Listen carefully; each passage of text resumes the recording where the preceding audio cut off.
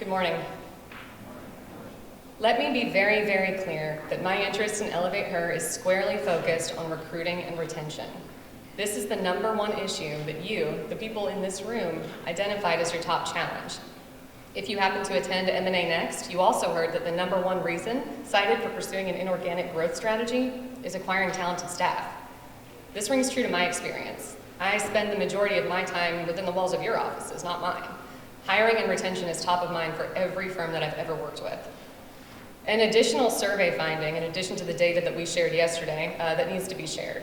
According to our 2019 Principals, Partners, and Owners survey, 90% of principals are white, 83% of principals are male, and only 58% of male principals feel that there's a problem with a lack of diversity. Barely over half of male principals even think this is an issue. When we launched ElevateHER a year ago, I did so with the assumption that the lack of diversity in the AEC industry was an acknowledged challenge that we're facing. Can you imagine in your envelopes you have a nice marketing brochure with some data? Can you imagine taking that to your next career fair, talking to a brilliant young woman or person of color about why our industry is the right one for them? Our ability to thrive as an industry is threatened by inaction on this and by being too uncomfortable to start these hard conversations in rooms like this one because we're worried we'll rock the boat. And I get it. These remarks I'm sharing now took me longer to prepare than any presentation I've ever given. This is a tough topic to talk about. I naively thought that we were ready as an industry to work together to address the fact that we have made essentially minimal progress at retaining women as they advance in their careers to the principal level in firms. And then we hit the Mariana Trench of employee experience last year when we learned that every single one of those women who stick with AEC and become principals have thought really hard about leaving. Now, there are some really great efforts being made by those willing to shoulder this heavy burden. We've seen diversity and inclusion-minded groups form across the country in individual firms, in discipline-specific professional societies from ACEC to Equity by Design to SWE that are focused on making the AEC industry one that can sustain the careers of each and every talented mind that we can attract.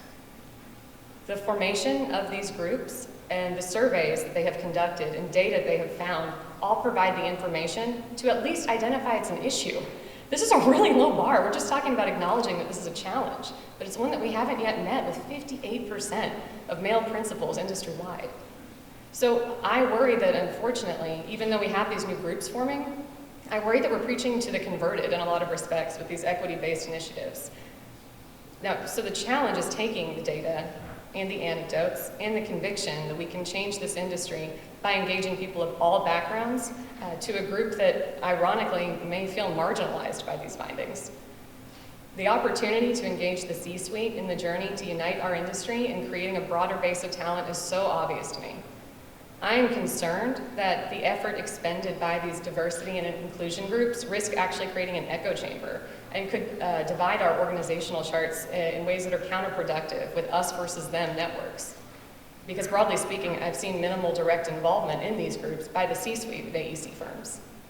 So this is where I think Zweig Group comes in.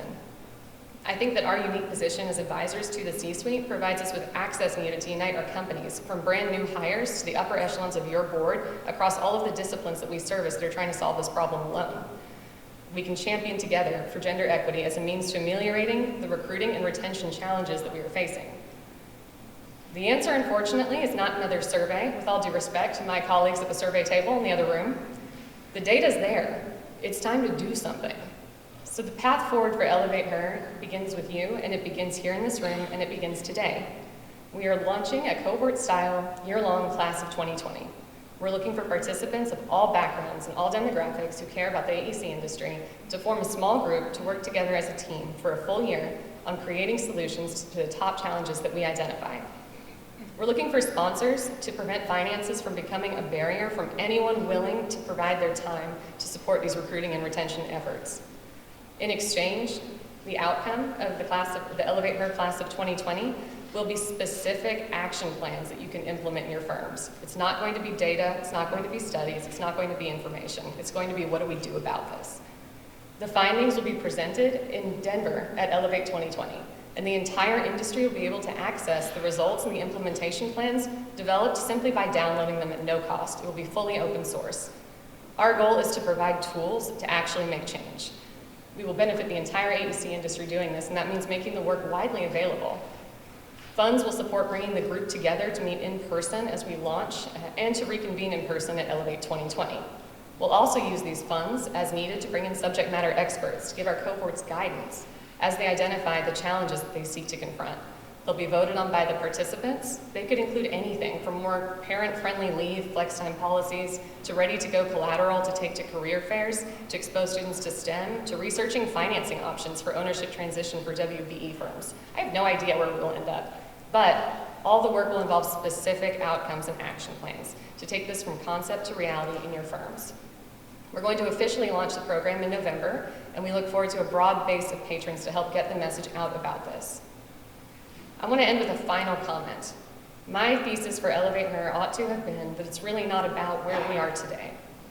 Most of us think about ourselves and our legacy as leaders and the results and effectiveness measured in terms of our tenure and how we've grown people and profits during that time. I urge you, as the industry leaders assembled here in this room, to see your legacy as something that can't be realized during your time. You are enthusiastically invited to join us in this cause, whether you have a demographically consistent leadership team or a board that looks like a UN summit. Where you are today is not the question. If you are part of the 42%, join us in the next breakout session and let's talk. We are not interested in lip service to supporting initiatives, nor the pressure to promote people simply based on image. Branded diversity and inclusion campaigns are easy. The goal is not to check the box, but to make a cultural change that morphs the shape, the color, and the outlines of the boxes themselves, with a sweeping paradigm change in how we understand the potential of our teams and our industry.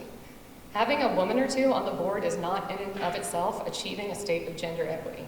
That's really not the goal. It would be an outcome of the successful efforts to attract and retain every person who can contribute to our industry. If we're serious about this mountain that we need to climb, we have to welcome those who understand that sustainability is a long-term commitment. And we hope all of you will join us in this effort.